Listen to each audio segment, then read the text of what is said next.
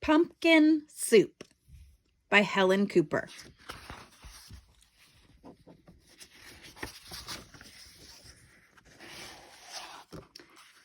Deep in the woods, there's an old white cabin with pumpkins in the garden.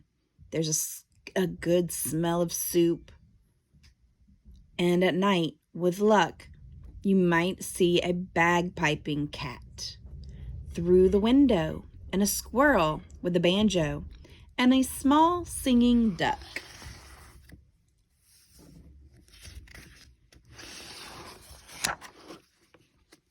Pumpkin soup, the best you ever tasted.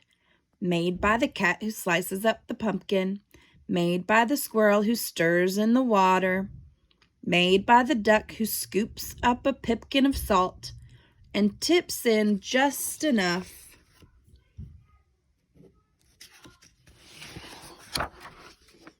They slurp their soup and play their song, then pop off to bed in a quilt stitched together by the cat, embroidered by the squirrel and filled with fine feathers from the duck.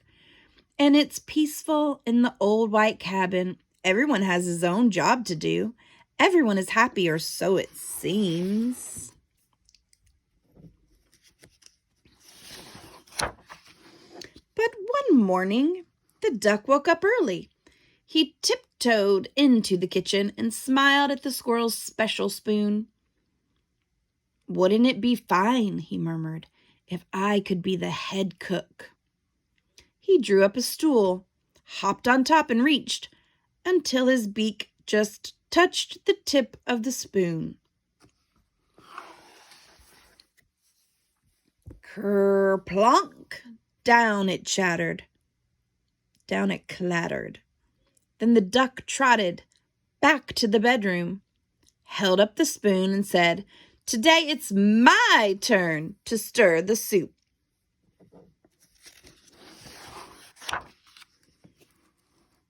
"That's mine," squeaked the squirrel. "Stirring is my job. Give that back." "You're much too small," snapped the cat. "We'll cook the way we always have."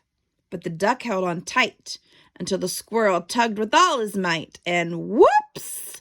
The spoon spun through the air and bopped the cat on the head. Then there was trouble, a horrible squabble, a row, a racket, a rumpus in the old white cabin.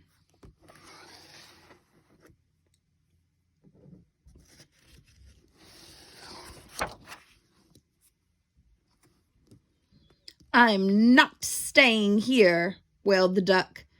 "You never let me help with anything." And he packed up a wheelbarrow, put on his hat, and waddled away. "You'll be back," stormed the cat, "after we've cleaned up." And the squirrel shook his spoon in the air. But the duck didn't come back, not for breakfast, not even for lunch. "I'll find him," scoffed the cat. "He'll be hiding outside." "I bet he's in the pumpkin patch." But the duck was not in the pumpkin patch. They could not find him anywhere.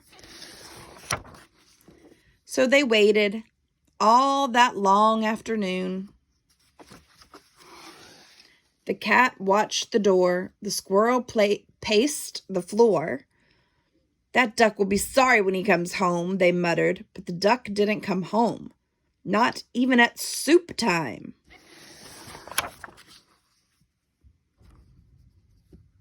The soup wasn't tasty.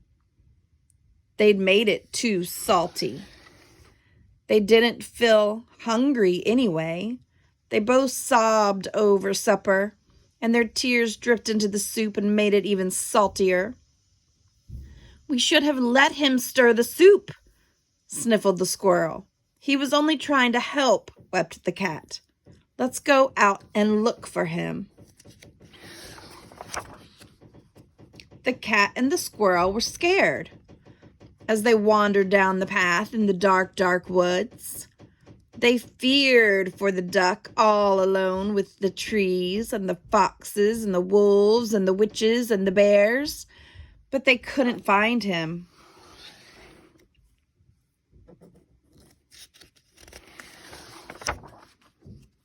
On and on they trudged until they reached the edge of a steep, steep cliff. Maybe he fell down, that, wailed the cat. I'll save him, squeaked the squirrel, and he scrambled down on a long, shaky rope. He searched all around on the ground, but he couldn't find the duck. Then the cat whispered in a sad little voice, Duck might have found some better friends. He might, sighed the squirrel, friends who let him help. And the more they thought about it, as they plodded back, the more they were sure they were right.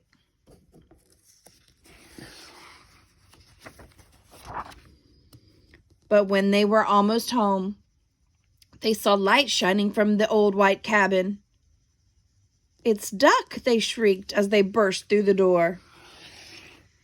And the duck was so happy to see them. He was also very hungry, and though it was late, they thought they would all make some pumpkin soup. When the duck stirred, the cat and the squirrel didn't say a word, not even when the duck stirred the soup so fast that it slopped right out of the pot, not even when the pot got burnt, and the duck showed the squirrel how to measure out the salt. And the soup was still the best you ever tasted. So once again, it was peaceful in the old white cabin until the duck said, I think I'll play the bagpipes now.